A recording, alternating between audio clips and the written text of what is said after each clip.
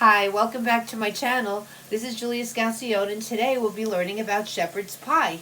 And that's what we'll be learning about today in cooking. Shepherd's pie was a pastoral dish, and it would actually begin with the shepherds in the fields of southern Italy who would eat the lambs and the sheep, who would eat that. And it evolved. Now we use beef or lamb, depends on what you want. Many times when you go to a restaurant, they'll make you use lamb. But I'm cooking with beef because I don't particularly like lamb. And what I have here is 1.5 pounds of chopped meat of ground beef. And I have that mixed with 1 tablespoon of butter. Okay? Now I'm going to add 2 tablespoons of flour. 2 tablespoons of all-purpose flour. I'll put that in there.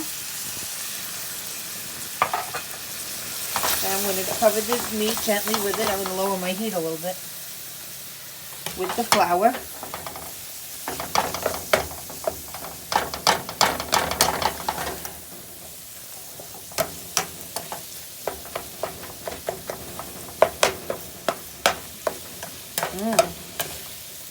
Okay, the beef seems to have absorbed the flour nicely. And this is a quick moving recipe. Don't be intimidated by the name or the way, you've heard about it. It's an easy recipe for a weeknight meal. Here's 2 cups of frozen vegetables. I got the corn, the carrots, the green beans, and the peas. 2 cups go right into the pan. Okay?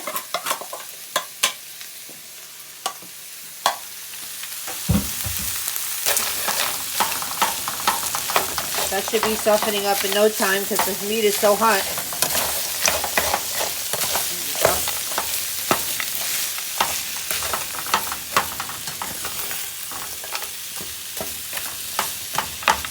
Starting to go out already, as you can see. Starting to look like fresh veggies.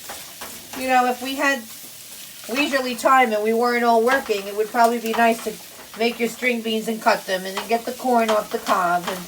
But, they actually have a mix like this in the freezer called, string beans, corn, carrots, and peas. So that makes your life a lot easier.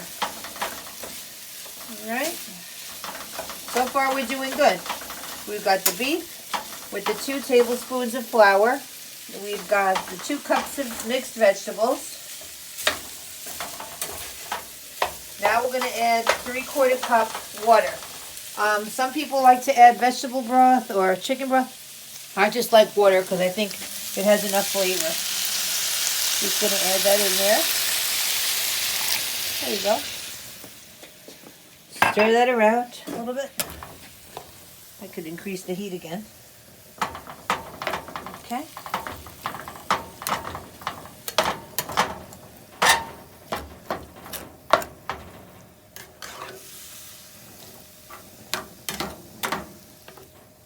Like I said, everybody has their own preferences. I don't like too much flavor. I like flavor, but I don't like too much flavor. Water is perfect. I need a moisture element, and this is good. Okay, now I have I need my rubber spatula. Where'd it go? Do you see it? Oh, yeah, thanks. Okay, I have 1 tablespoon of steak sauce. I used A1. Some people like the Jack Daniels. I have A1 steak sauce and 1.5 tablespoons of ketchup. I'm going to put that in there. Then I'm going to mix it around again. Okay. Smells good.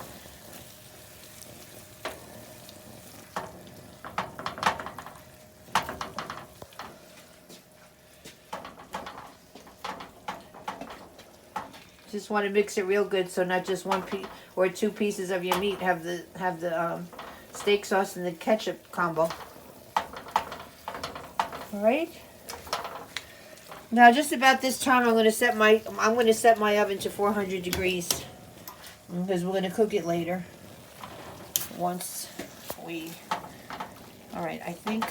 Well, no, I still see it has to be mixed. Make sure you mix it really well, because, like I said, you don't want all the tomato sauce and steak sauce together on 1 piece of the meat. You want it all properly mixed. Okay, That'll take a little 30 seconds of your time. Here we go. This is so nutritious. You got the high protein in the meat and all the vegetables and their vitamins and minerals. So this is a very nice weeknight meal. Okay. All right, the next thing I'm going to do, I'm going to add 1.5 teaspoons of Dash. It used to be called Mrs. Dash, but I'm not sure with the modern age and all the pronouns. They took the Mrs. out and put Dash. So 1.5 tablespoons of Dash, onion and herb. And there's my flavor. There's the flavor I was talking about with the, oh, now it's starting to boil. I could lower my heat again. Okay. I have 1.5 tablespoons of Mrs. Dash and 1 teaspoon of salt. By the way, all this stuff is going to be in the info. If you're interested in making this, I'll have it all written for you, so you don't have to worry about what I'm saying right now. Oh, here's our flavor. Yum, yum. Boy, that Dash smells good. Mmm.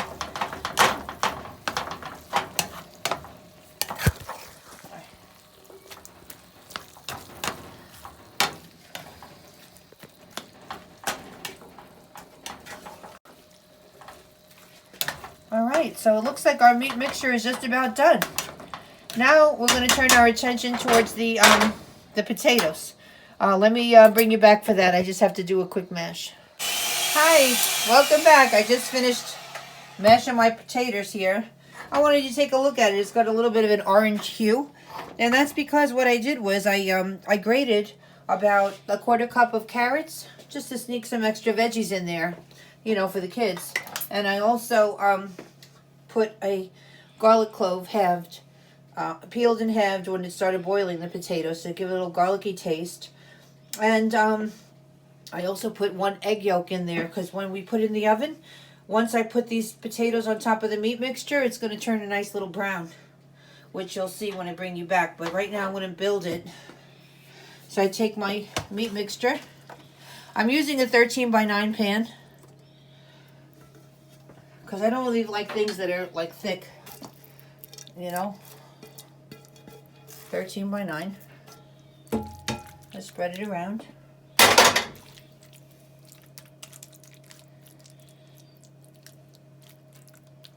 It smells so good, doesn't it? I don't smell anything. No. It smells okay. Okay. Now I'm just going to put the mashed potatoes on top. My carrot mashed potatoes. It looks good, pretty good. It looks good. Yeah, it's going to be delicious. It's a nice hearty meal. It's got meat.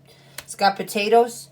It's simple to make. It's got vegetables. It's got, you know, like I said, you can sneak some extra veggies in the mashed potatoes too. And because it's against the backdrop of all the vegetables in the meat, nobody will really know. Also, you put butter in the potatoes. Yeah, I did 4 tablespoons of butter. And I did a 1/2 cup of milk. And a 1/2 teaspoon of salt. Yep. Let me put that in there. And how long is this going to be in the oven for? This is going to be about 35 minutes, depending on your oven, at 400 degrees. Alright? And like I said, the yolk that I put in there is going to make the potatoes nice and brown on the peaks, if I can make a little peak. I just want to cover the meat mixture as much as I can. Without pulling it up from the bottom, I want to gently cover it. Here it goes.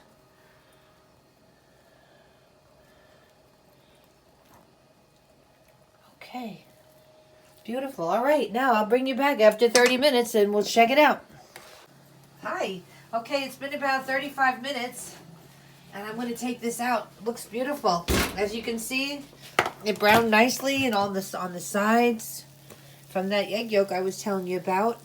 And it gave it a really nice, deep, almost golden color. All right, so I'm going to cut it up and we'll bring you back for the taste test with me and my son. Hi, welcome back. Well, I cut a little piece for myself of this delicious shepherd's pie, and now I'm going to try it. I'm so excited. I had to do the taste for you. It's delicious.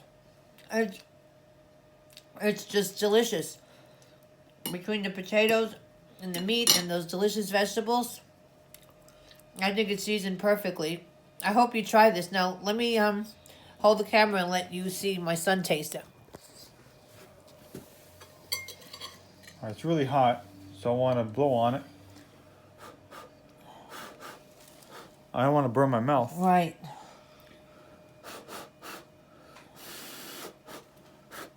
I can't see with your hair. Like, bring up your dish. Okay, go ahead.